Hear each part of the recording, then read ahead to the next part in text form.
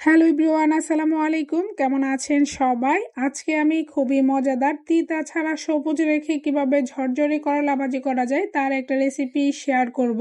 তার আগে বলে নিচ্ছি, যারা আমার চ্যানেলটাকে সাবস্ক্রাইব করেছেন তাদেরকে অসংখ্য ধন্যবাদ, আর যারা এখনো করেননি প্লিজ চ্যানেলটাকে সাবস্ক্রাইব করে দিবেন। ভিডিওটা ভালো লাগলে সবার মাঝে শেয়ার করে দিবেন।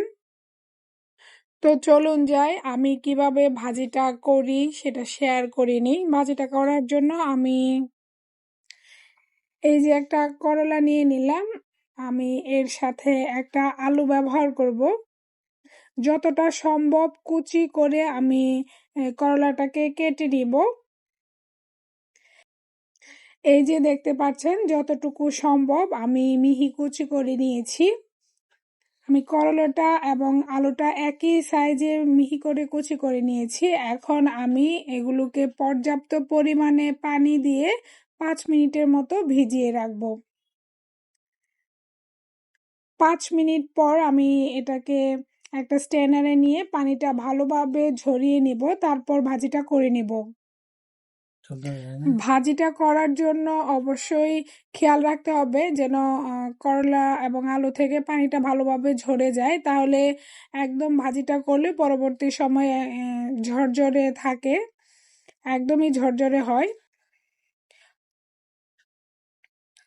তো আমি ভালোভাবে পানি দিয়ে 5 মিনিটের মতো রেখে দিব। পাশে একটা চুলায় আমি প্যান বসিয়ে দিলাম, 2 টেবিল চামচ পরিমাণ তেল দিয়ে দিলাম।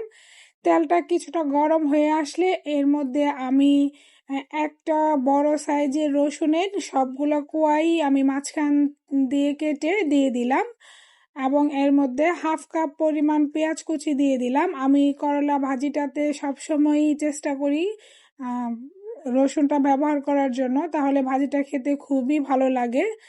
পরিমাণ মতো আমি কাঁচামরিচ দিয়ে দিলাম, ঝালটা যার যার পছন্দ মতো ব্যবহার করাই ভালো।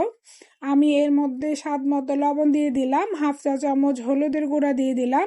দিয়ে আমি এখন ভালোভাবে নেড়ে চেড়ে পেঁয়াজটা কিছুটা নরম করে নিব, এবং হলুদের ফ্লেভারটা যতক্ষণ কাঁচা ফ্লেভারটা না চলে যায় ততক্ষণ পর্যন্ত আমি নাড়াচাড়া করে এর মধ্যে আমি কেটে ধুয়ে রাখা করলাগুলো দিয়ে দিব। আমি এখন পেঁয়াজ হলুদ মরিচের সাথে ভালোভাবে করলাটাকে মিশিয়ে নিব। ভালোভাবে মিশিয়ে নেওয়ার পর আমি এটাকে ঢাকনা দিয়ে প্রায় 5 মিনিটের মতো মিডিয়াম হাইয়ে জাল করে নিব, যেন কোনোভাবেই ভাজিটা থেকে যেন পানি না উঠে আসে, তাহলে দেখা যাবে ভাজির কালারটাও নষ্ট হয়ে যাবে, আবার এটা খেতেও কিছুটা তিতে ভাব চলে আসতে পারে। 5 মিনিট পর আমি ঢাকনাটা উঠিয়ে নিব। এই পর্যায়ে আমি মিডিয়াম আঁচে এই চুলাটাকে রেখে দিব। আমি ভালোভাবে উল্টে পাল্টে নিচ্ছি। এই পর্যায়ে করলা ভাজিটা একদমই সিদ্ধ হয়ে এসছে। আমি দেখিয়ে দিব, রসুনটাও একদম সিদ্ধ হয়ে গিয়েছে। এই যে আমি একটা হালকা প্রেস করার ফলেই দেখা যাচ্ছে রসুনটা একদমই গলে গিয়েছে। এই পর্যায়ে চাইলে ভাজিটা উঠিয়ে নিতে পারেন, তবে আমি আর একটু ভেজে নিব। দেখতেই পাচ্ছেন করলা এবং আলুগুলো একদমই আস্ত আছে, মাঝখান দিয়ে ভেঙে যায়নি বা চটকে যায়নি, একদম ঝরঝরা আছে। আমি যেহেতু একটু ভাজা ভাজা খেতে পছন্দ করি, এজন্য আমি কিছুটা ভেজে নিচ্ছি।